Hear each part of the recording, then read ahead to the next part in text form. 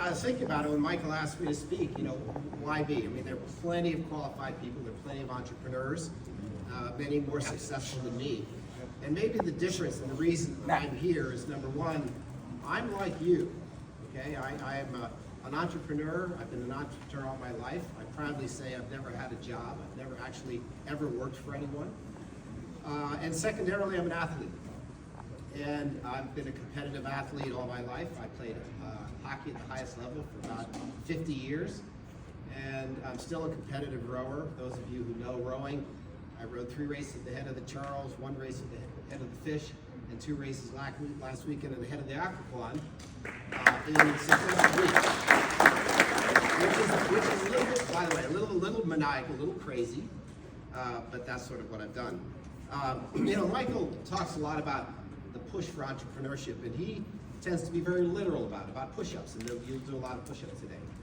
I think about pushing as an allegory for life. I think about pushing as pressing ahead, and pushing your ideas, being inventive, being innovative, and then having the courage and the confidence to pursue those ideas, the conviction to press ahead, particularly during difficult times. So pushing to me is a little bit of everything, whether it's in business, whether it's in life, whether it's in athletics, it's all about pressing ahead, or I say often leaning into the wind. So a little snippet about my background. My father got off an aircraft carrier in 1945 after 3 years in the South Pacific and said he'd never work for anyone ever again, and he never did. And I wanted to be like my dad. So when I was a senior in college, I decided I wanted to be president of a business, except no one was going to name me president of business. I didn't have any experience. So I started my first company with no knowledge, literally with nothing, except a little bit of judgment, a little bit of character, a little bit of tenacity, and time. And you throw all those things together and you create a stew, and sometimes things work, and this worked for me. My first company was a solar engineering firm. I was completely unqualified to run that business. I graduated pretty much with a degree in poetry. But I was intrigued, and it's interesting about that company.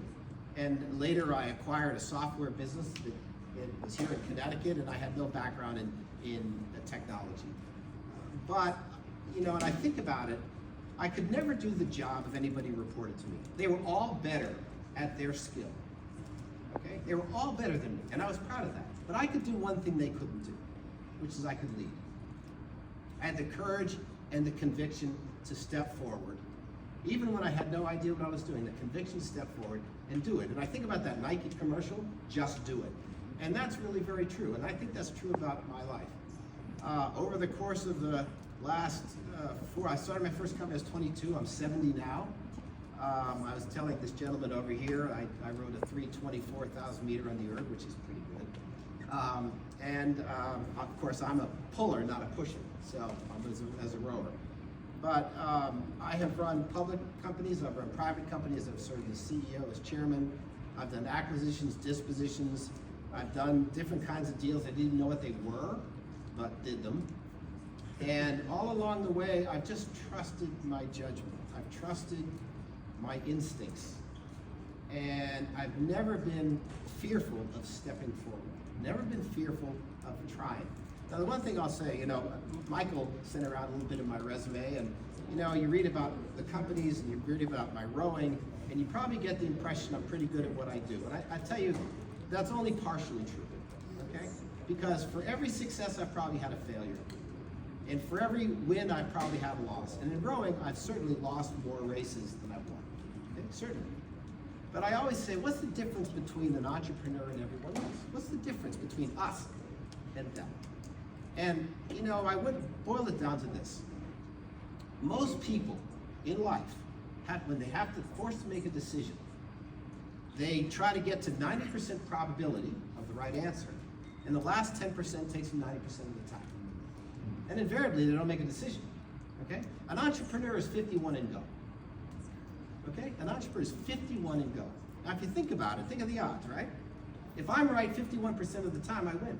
It means I'm going to lose or fail 49% of the time, but that's okay. And I think it's that courage that makes us different. It's the courage the capacity, by the way, and the courage to be wrong, to make a mistake. I have a friend who is in his 80s now. He spent the first 4 years of his life in a German concentration camp. He was Polish. And he said to me many, many years ago, in one of my troughs, of which I've had many, he said, Dan, the measure of a man or woman is not how hard you fall, but how quickly you get up. And I think about my career as an athlete and as a businessman, and it doesn't look like this, and certainly doesn't look like this. It looks more like a sine wave. And when I give speeches to students, and I just gave a speech at Cambridge University a few weeks ago to the School of Entrepreneurship, I said, look, when you're up here, don't get cocky, because you're coming down. And when you're here, don't despair, because you'll rise back. And you just have to have the courage and the conviction to get back on your feet. So Michael told me that I had 3 minutes, and like any entrepreneur, I don't listen. But I did think that I would have a little fun today. So about 12 or 15 years ago, somebody asked me, so what do you think are the signs of an entrepreneur? How do you can tell somebody's an entrepreneur? So I wrote this little piece. It's called The 25 Signs That You're an Entrepreneur. And let me see if any of you can identify with this. I do my glasses for this. Okay? The thought of going out and getting a job is inconceivable. When faced with a disaster, your first reaction is damn the torpedoes, full speed ahead. When you smile when somebody tells you your idea is stupid because they're not your competition. You never finish your business plan because the moment you do, it's obsolete. You never refer to yourself as an entrepreneur. That may be different today, but I never have. Like every other entrepreneur, you secretly fear you're about to be found out. You never strive for money, you strive for success because the money will follow. To you, safety and security are like a wet blanket. You graciously decline the round of golf while you play, your competitor is gaining on you. To you, a bag of Fritos is like a balanced meal. There are no days of the week, there are no sick days, there are no weekends, there is no work day. Vacations are what other people take. You view a brick wall not as an impasse, but as a challenge. You go at it, you go around it, you go over it, you go under it, or you pull out a Sherman tank and you go through it. Failure is not an option. You believe that yes means yes and no means yes. Yeah. When in doubt, you speak with confidence. To you, uncertainty is the norm. You revel in it. You don't fear stress, you seek it. It is the absence of stress that you fear. You consider your home to be your second office. You love Delta Wi-Fi because you can work on the long flight home. You view a good meal as a necessary interruption.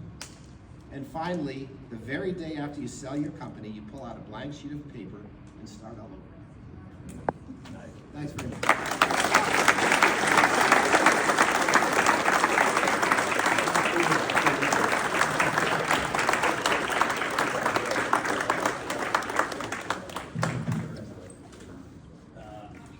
Just have a couple of